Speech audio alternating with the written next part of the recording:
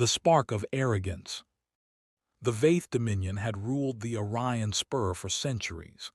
Their fleets were vast, their soldiers bred for obedience, and their arrogance unshakable. When they set their sights on the human colony of Lysandrivi, they did so without hesitation. The attack came at dawn, though space knew no sunrise. Orbital bombardments lit the sky with firestorms, cities reduced to molten glass in minutes.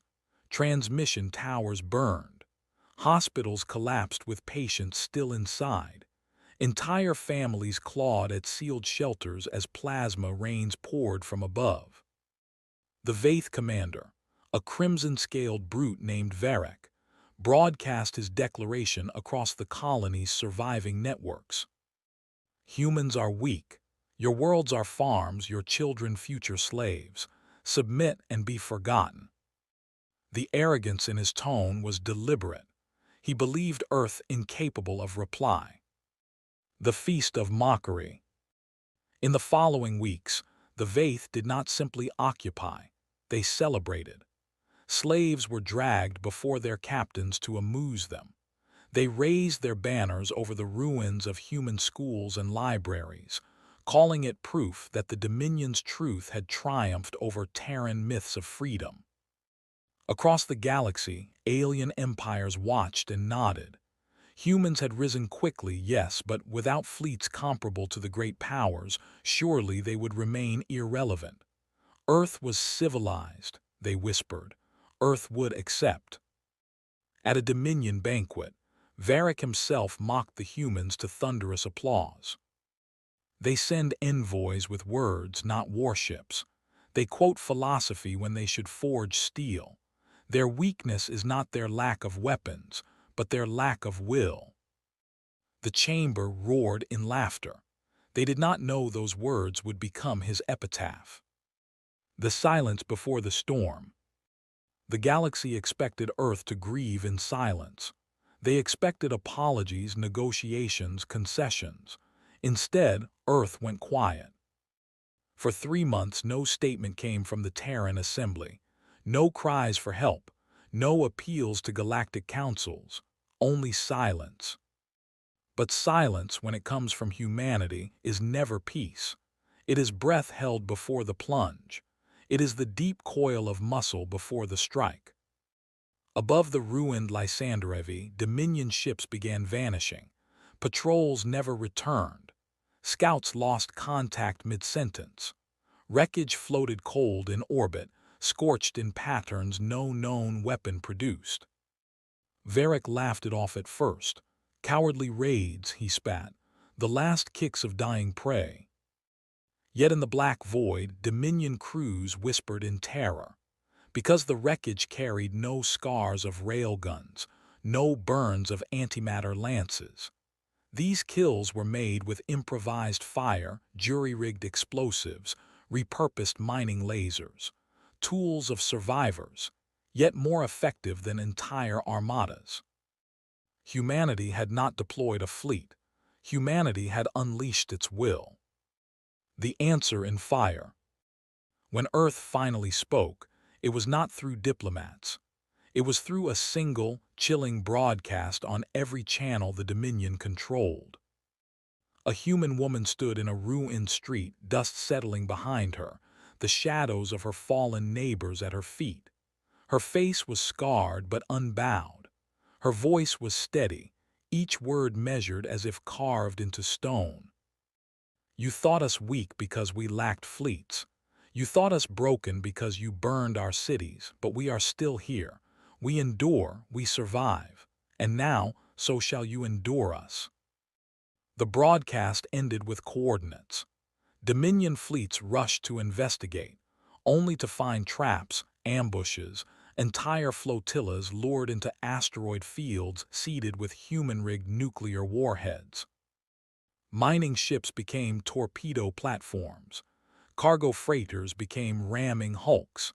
Civilian colonies armed themselves with weapons cobbled from salvage and desperation. The Dominion realized too late. Humanity never needed warfleets. They had billions of minds sharpened by survival, billions of hands willing to turn anything into a weapon, and a fury that no empire could extinguish. Retribution without mercy. Then the storm broke in full. Terran dreadnoughts, long kept hidden, buried in orbital shipyards and sealed in secret hangars, emerged from their silence. They were not polished vessels of ceremony, but jagged titans, armored in layers of steel and fury. They carried no ornamentation, only weapons. When they arrived, entire Dominion sectors fell in days.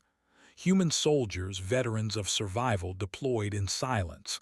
They did not boast. They did not taunt. They landed like storms, unstoppable, relentless, and cold. Orbital bombardments answered for every human city burned.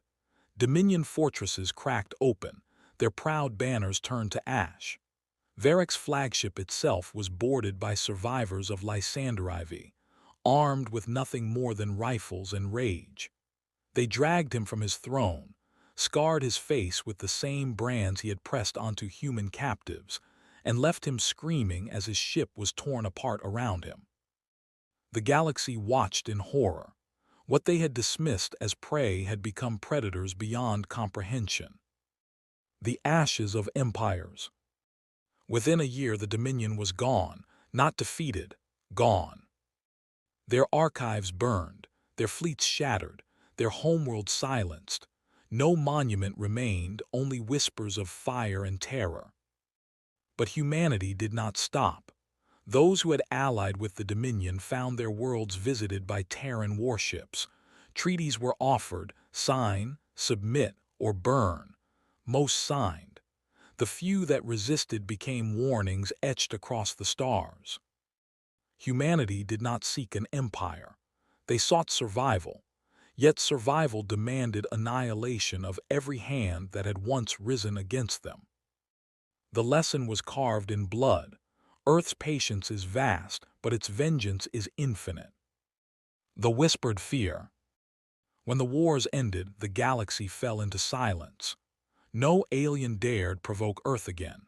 In markets, in courts, in dimly lit cantinas, whispers spread like wildfire. They needed no fleets to begin with.